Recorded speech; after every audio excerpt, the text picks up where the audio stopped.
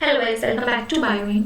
My name is Ritika Rajput और आज के इस वीडियो में हम अपनी जो सीरीज चल रही है उसको आगे बढ़ाएंगे और सीरीज का नेक्स्ट पार्ट देखेंगे कि हम कौन से पार्ट से आपके क्वेश्चंस करने वाले हैं। तो जो हमारा सबसे इंपॉर्टेंट पार्ट है प्लाज्मा मेम्ब्रेन, सेल बायोलॉजी का ये पार्ट है। और प्लाज्मा मेम्ब्रेन से आप पिछले कितने भी साल के पेपर उठा के देखेंगे, एक ना कोई क्वेश्चन तो बहुत कम बोल रही हूँ मैं, आपको 3-4 क्वेश्चन देखने को मिल जाएंगे। पार्ट बी के में इस पार्ट से आपके बहुत क्वेश्चन बनते हैं क्योंकि यहाँ पे डायरेक्ट क्वेश्चन पूछे जाते हैं। यहाँ पे इस पार्ट से आपको डायरेक्ट पूछने के लिए बहुत कुछ मिल जाता है। पार्ट सी में भी इसके क्वेश्चन बनते हैं, जैसे फ्लूइडिटी के ऊपर कॉन्सेप्ट बेस, बट मेमोराइज वाले क्वेश्चन यहाँ से बहुत बनते हैं। तो प्लाज्मा मेम्ब्रेन आपको बिल्कुल भी छोड़ के जाना है, one of the most important topic में से एक है। ठीक है, आगे बढ़ने से पहले आप मेरे इस चैनल को जो है सब्सक्राइब कर दीजिए और वीडियो को जरूर लाइक करिए अगर आपको पसंद आता है। तो आप पिछली जितनी मैंने सीरीज डाल रखी है, आपका बहुत सारे वीडियोस इस सीरीज के जा चुके हैं, तो आप वो भी चेक कर लीजिए ताकि आपको कोई भी क्वेश्चन छूटे ना। ठीक है, चलिए बढ़ते हैं आगे।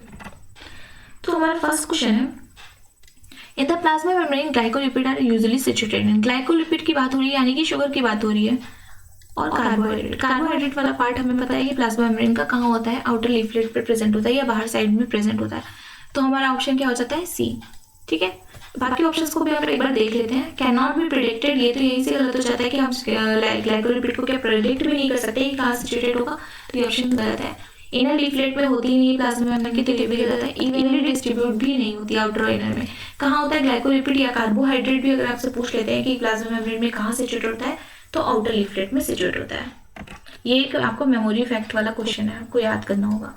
The major interaction responsible for stabilising plasma membrane. Plasma membrane को स्टेबलाइज करने के लिए मेजर जो इंट्रैक्शन है वो कौन सा है, hydrophobic interaction, hydrophilic interaction, covalent bond और आयनिक बॉन्ड।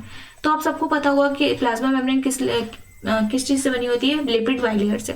लिपिड बाइलेयर यानी कि आपका जो लिपिड लविंग होगा, ठीक है, जो भी इंटरेक्शन होना चाहिए वो लिपिड लविंग होना चाहिए, यानी कि वाटर हीटिंग होना चाहिए। ठीक है, क्योंकि आपकी लेयर कैसी होती है, बाइलिपिड लेयर। ठीक है, तो इसमें कौन सा ऑप्शन आपका सही हो जाएगा, हाइड्रोफोबिक इंटरेक्शन। हाइड्रोफोबिक इंटरेक्शन क्या करता है, मेन रोल आपका निभाता है स्टेबलाइज करने को प्लाज्मा मेम्ब्रेन को। नेक्स्ट पार्ट देखते हैं। नेक्स्ट क्वेश्चन है हमारा, in plasma membrane lipid molecules are arranged in. Lipid molecule किस तरीके से अरेंज होते हैं, तो आपने देखा होगा इस तरीके से आपकी जो लिपिड बाइलेयर अरेंज होती है। तो ये किस तरीके से हो रही है, हेड पैरेलल, अल्टरनेट, स्कैटर्ड और सीरीज। आपको अल्टरनेट कहीं से दिख नहीं रहा है, स्कैटर्ड यानी फैला हुआ भी नहीं दिख रहा है, सीरीज में तो दिख रहा है, बट इन दोनों में अगर आप ऑप्शन देखेंगे तो हेड पैरेलल इज मोर आपका जो है सही आंसर हो रहा है, क्योंकि हेड देखिए यहाँ पे कैसे पैरेलल में है। तो first is our right answer. Next देखते हैं question number 4। In the plasma membrane the best method to study the properties of integral membrane protein is. Plasma membrane की जो इंटीग्रल मेम्ब्रेन प्रोटीन है यानी कि ट्रांस मेम्ब्रेन प्रोटीन है, उनको study करने के लिए आपका सबसे अच्छा मेथड कौन सा होता है, तो वो होता है फ्रीज फ्रैक्चर एनालिसिस और इलेक्ट्रॉन माइक्रोस्कोपी मेथड। ठीक है, नेक्स्ट हम देखते हैं, beetroot if kept in cold water anthocyanin does not come out due to plasma membrane। Beetroot यानी कि चुकंदर जो होता है आपका, अगर उसको कोल्ड वाटर में रख दिया जाए तो ऐसा नहीं होता कि एंथोसाइनिन जो उसके अंदर आपका पिगमेंट है प्रेजेंट वो बाहर आ जाए। ठीक है, क्यों नहीं होता है ऐसा, क्योंकि वो क्या होता है, इम्परमेबल होता है, क्योंकि उसकी जो प्लाज्मा मेम्ब्रेन होती है वो इम्परमेबल होती है। इम्परमेबल मतलब कि वो एंथोसाइनिन के लिए परमेबल नहीं है कि वो हाँ बाहर निकल के आ जाए। Okay, so option D is our right answer. Next question देखते हैं, transverse diffusion flip flop is the movement of. जो ट्रांसफर डिफ्यूजन या flip flop is the movement है वो क्या है, कोलेस्ट्रॉल मॉलिक्यूल का, अमीनो एसिड का, प्रोटीन का या फॉस्फोलिपिड का। तो आपको पता होगा फ्लिप फ्लॉप मूवमेंट जो होता है वो किसका होता है, फॉस्फोलिपिड का।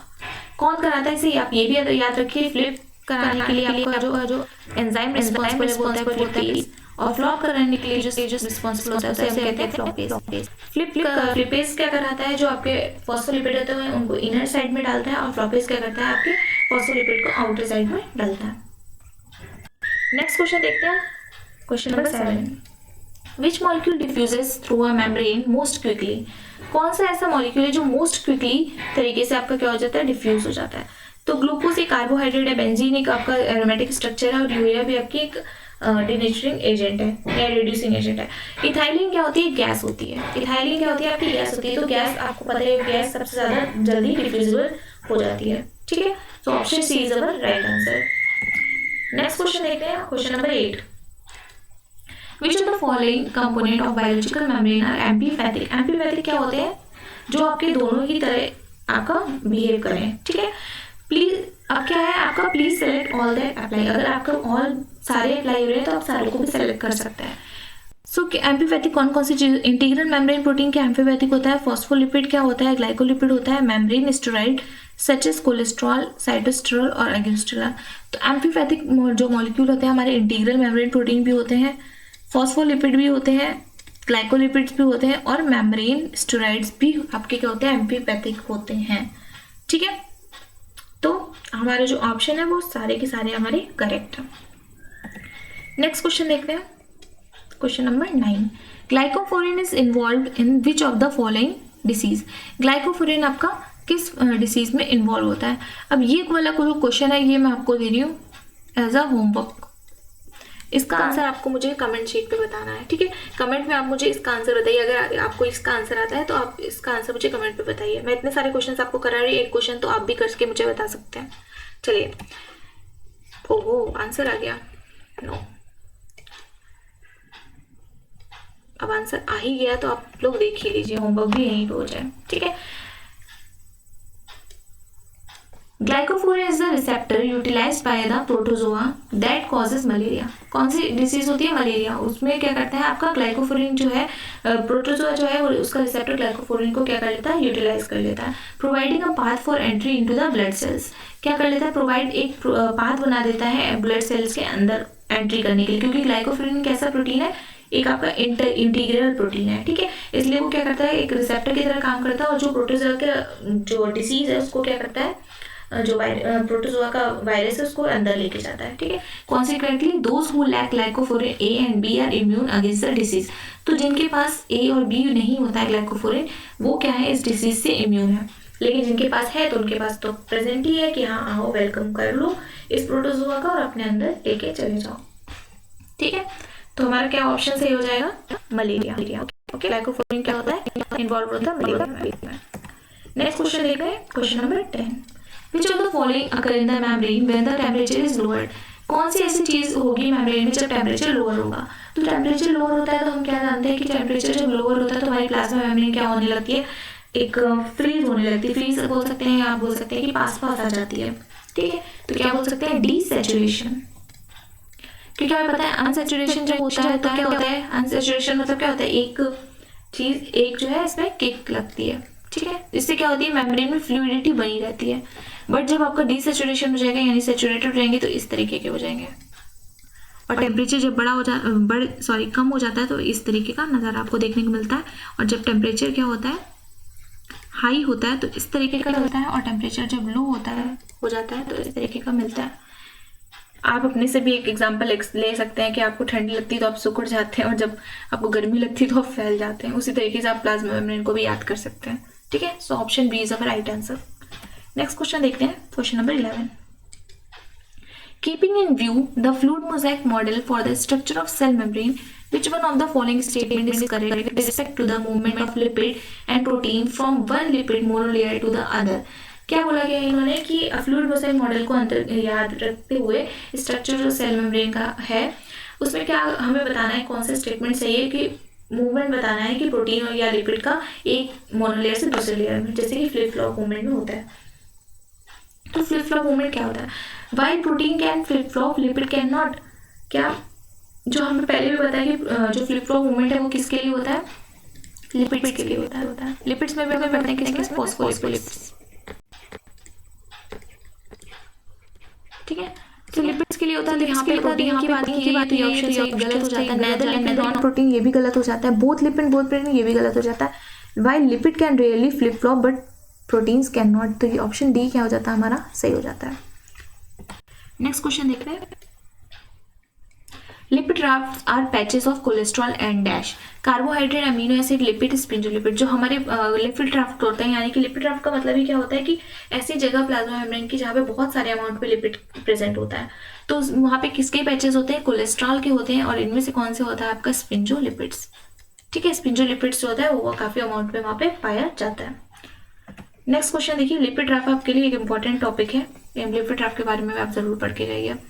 Band 3 and glycophorin are membrane protein that contain। जो आपका बैंड 3 है और ग्लाइकोफोरिन है, ये क्या कंटेन करता है? कार्बोहाइड्रेट, स्टेरॉल, लिपिड्स और न्यूक्लिक एसिड। तो बैंड 3 और ग्लाइकोफोरिन क्या कंटेन करेगा? आपका कार्बोहाइड्रेट। ठीक है, ग्लाइकोफोरिन से आपको पता चल रहा है कि क्या आ रहा है, आपका कार्बोहाइड्रेट आ रहा है। Option A is the right answer. Next देखिए question number 14, which of the following applies to membrane lipid? Select, please select all that apply. तो इसमें से क्या हो सकता है? आपके सारे भी सही हो सकते हैं और एक भी सही हो सकता है या फिर दो सही हो सकते हैं। विच of the following applies to membrane lipid? Membrane lipid के लिए कौन कौन सा ऑप्शन जो है आपके सही है? Membrane lipid are composed of hydrophobic molecule. क्या मेम्ब्रेन जो लिपिड्स होते हैं वो हाइड्रोफोबिक मॉलिक्यूल्स होते हैं? तो ये बात आपकी ठीक है। Scambrylase and flipase are able to catalyze the transfer of lipid molecule between the outer and inner layer। जो स्क्रैम्बलेज होता है और जो आपका फ्लिपेज होता है, क्या ये आपके जो लिपिड है उनको आउटर और इनर लीफ प्लेट में ट्रांसफर कराते हैं? ये भी बात आपकी सही है। Membrane lipids are able to spontaneously move between the outer and inner leaflet. क्या जो मेम्ब्रेन लिपिड होते हैं वो क्या एक मतलब उनका एबल होता है कि वो आउटर और इनर लीफ प्लेट में ट्रांसफर कर सके स्पॉन्टेनियसली? स्पॉन्टेनियसली वो मूव नहीं कर सकते। अगर स्पॉन्टेनियसली वो मूव कर लेते तो आपको फ्लिपेज और फ्लॉपेज की जरूरत क्यों पड़ती? तो ये ऑप्शन आपके लिए क्या हो जाता है? गलत हो जाता है। Different lipid composition are found in 2 leaflet of membrane. क्या जो डिफरेंट लिपिड का कंपोजिशन है वो 2 लीफलेट में अलग अलग पाया जाता है? तो ये बात भी आपकी क्या हो जाती है? सही हो जाती है कि डिफरेंट लिपिड कंपोजिशन पाए जाते हैं। ऐसा नहीं होता कि same amount of lipid present हो ऊपर में और नीचे में। ठीक है, चलिए नेक्स्ट क्वेश्चन देखते हैं। नेक्स्ट है, membrane proteins are held in the bilayer mainly by. Membrane proteins किससे आपके बाइलेयर में जुड़े होते हैं? कौन से interaction? Hydrophobic interaction, hydrophilic attraction, covalent bond और आयनिक बॉन्ड। अब देखिए इस क्वेश्चन में आप गलती कर सकते हैं। आपको याद क्या रहता है? हमेशा प्लाज्मा मेम्ब्रेन जो होती है वो इंटरेक्शन आपका कौन सा इंटरेक्शन शो करती है? हाइड्रोफोबिक। बट यहाँ पे पूछा क्या गया है? मेम्ब्रेन प्रोटीन के बारे में। तो हाँ, यहाँ पे हाइड्रोफोबिक और हाइड्रोफिलिक की बात नहीं होती है। यहाँ मेम्ब्रेन प्रोटीन जो होते हैं वो कोवेलेंट अटैच होते हैं, कोवेलेंट बॉन्ड से जुड़े हुए होते हैं। नेक्स्ट क्वेश्चन देखते हैं हमारा question number 16। The non membranous structure is. Non membranous structure यानी कि जिनमें मेम्ब्रेन्स नहीं पाई जाती है। तो राइबोसोम में मेम्ब्रेन नहीं पाई जाती है, सेंट्रियोल में भी नहीं पाई जाती है और न्यूक्लियस में भी नहीं पाई जाती है। यानी आपका ऑल ऑफ द ईज वाला आंसर क्या हो जाएगा? करेक्ट हो जाएगा। Move on to next question. Next question जो आ रहा है क्वेश्चन नंबर 17 सेल जंक्शन का क्वेश्चन है। Desmosome is a modification of. Desmosome जो होता है वो किसका मॉडिफिकेशन है? न्यूक्लियस का, गोल्गी बॉडी का, प्लाज्मा मेम्ब्रेन का, या न्यूक्लियस कॉम्प्लेक्स का। तो डेस्मोसोम जो हमारा मॉडिफिकेशन होता है वो होता है प्लाज्मा मेम्ब्रेन का। इस चीज को भी आप याद कर लीजिए, ये मेमोरी बेस्ड क्वेश्चन है। ठीक है, या आप इसे कह सकते हैं फैक्ट। चलिए नेक्स्ट क्वेश्चन देखते हैं question number 18। Which method of transport in plasma membrane does not require a carrier molecule. क्या बोल रहा है कि इसमें आपको क्या बोलते हैं, कौन सा ऐसा ट्रांसपोर्ट है जो कोई भी कैरियर यूज नहीं करता है? ठीक है, एक्टिव ट्रांसपोर्ट में कैरियर होता है, फैसिलिटेटेड में डिफ्यूजन में भी होता है और सोडियम पोटेशियम पंप में भी होता है। सिंपल डिफ्यूजन यानी कि बस केवल हाई कंसेंट्रेशन से लो कंसेंट्रेशन आपका मॉलिक्यूल मूव कर रहा है, उसको सिंपल डिफ्यूजन कहते हैं, without the involvement of energy. तो वहाँ पे कोई भी कैरियर मॉलिक्यूल की जरूरत नहीं होती या कोई भी एटीपी की जरूरत नहीं होती। एटीपी इंडिपेंडेंट प्रोसेस होता है। तो simple diffusion is our right answer. Next question देखते हैं question number 19। This is not the function of plasma membrane. Plasma membrane का कौन सा फंक्शन इनमें से नहीं है? Energy transduction, intercellular interaction, responding to external stimuli, assisting in chromosome segregation. So assisting in chromosome segregation यहाँ से कुछ भी रिलेट नहीं करता क्योंकि ये सब तो न्यूक्लियस के अंदर का काम होता है। क्रोमोसोम्स से रिलेटेड, क्रोमोसोम से रिलेटेड कोई भी काम प्लाज्मा मेम्ब्रेन का नहीं होता। प्लाज्मा मेम्ब्रेन का ये काम है, एनर्जी का ट्रांसडक्शन करती है, इंटरसेलुलर इंटरेक्शन भी करती है, एक्सटर्नल जो स्टिमुलस आते हैं उनको भी क्या करती है, रिस्पॉन्ड करती है। पर ये काम क्या है, नहीं है। So option D is not the function of plasma membrane. Next हमारा last question, which statement represent a notable difference between simple diffusion and facilitated diffusion. इनमें से कौन सा स्टेटमेंट जो है सिंपल डिफ्यूजन और फैसिलिटेटेड डिफ्यूजन के बीच में आपको डिफरेंस बताता है? तो so unlike simple diffusion, facilitated diffusion can occur in any type of cell. क्या सिंपल डिफ्यूजन की तरह ही जो आपका फैसिलिटेटेड डिफ्यूजन है वो भी किसी भी टाइप ऑफ सेल में अकर हो सकता है? Unlike simple diffusion, facilitated diffusion can transport ligands against a concentration gradient. क्या simple diffusion की तरह facilitated diffusion can transport ligand against a concentration gradient? तो क्या simple diffusion तो आपका against नहीं होता है, सेम ही डायरेक्शन में होता है, ठीक है। तो ये तो ऑप्शन आपका गलत हो गया। ऊपर वाला भी आपका गलत हो गया, क्योंकि सिंपल डिफ्यूजन और फैसिलिटेटेड डिफ्यूजन किसी भी तरीके के सेल में नहीं हो सकते हैं, उनके लिए स्पेसिफिक चीज़ें चाहिए होती है। Unlike simple diffusion, facilitated diffusion requires energy in the form of ATP. इन्होंने बोला है कि सिंपल डिफ्यूजन की तरह ही फैसिलिटेटेड डिफ्यूजन भी रिक्वायर करता है एटीपी को। तो ये बात तो बिल्कुल गलत हो गई, क्योंकि हमने अभी लास्ट क्वेश्चन में भी आपने किया था कि सिंपल डिफ्यूजन को किसी भी एटीपी की जरूरत नहीं होती, किसी भी एनर्जी की जरूरत नहीं होती है। तो ये ऑप्शन भी गलत हो गया, हालांकि फैसिलिटेटेड डिफ्यूजन को होती है, पर यहाँ पे लिखा है सिंपल डिफ्यूजन की तरह ही, तो उसकी तरह नहीं होती है, और ना ही सिंपल डिफ्यूजन में एटीपी का कोई भी रोल है। नेक्स्ट है option D, unlike simple diffusion the rate of facilitated diffusion is limited by the number of transport protein in the membrane. So simple diffusion की तरह ही जो रेट है फैसिलिटेटेड डिफ्यूजन का, वो भी लिमिट होता है according to number of transport protein. तो ये वाला ऑप्शन आपका सही है, क्योंकि सिंपल डिफ्यूजन हो या फैसिलिटेटेड डिफ्यूजन हो, आपका जो नंबर है ट्रांसपोर्ट प्रोटीन का वो क्या होना चाहिए, एक लिमिटेड होने चाहिए, ठीक है। तो option D is our right answer. Okay, तो मैंने आपको ये 20 क्वेश्चंस कराए हैं, मोस्ट इंपॉर्टेंट क्वेश्चन है प्लाज्मा मेम्ब्रेन के। अगर आपने ये क्वेश्चंस कर लिए तो आपका कॉन्सेप्ट जो है प्लाज्मा मेम्ब्रेन का, वो यानी कि आपका क्लियर है। अगर आपको ये क्वेश्चन सारे आपके सही हैं तो मतलब आप सही डायरेक्शन में, आपका जो प्लाज्मा मेम्ब्रेन का कॉन्सेप्ट है वो क्लियर है। आपसे कोई रिलेटेड कोई भी क्वेश्चन आएगा प्लाज्मा मेम्ब्रेन का तो आप कर लोगे, ठीक है। अगर आपको ये सीरीज अच्छी लग रही है तो वीडियो को लाइक और शेयर जरूर करिएगा। चैनल के नीचे कमेंट करके भी बताइए आपके कितने आंसर सही हो रहे हैं, और आप जो मेरे चैनल को है उसको सब्सक्राइब जरूर से कर लीजिए, और बेल आइकन जरूर प्रेस कर लीजिए। Bell icon is must for all the newly updates, ठीक है। आपको जितने भी अपडेट्स चाहिए वो आपके बेल आइकन प्रेस करने पर ही आपको मिल पाएंगे, वरना आपके वीडियोस तो आते रहेंगे पर आप इसका जो बेनिफिट है वो उठा नहीं पाएंगे। ओके, मिलते हैं फिर नेक्स्ट वीडियो में। Bye bye, take care.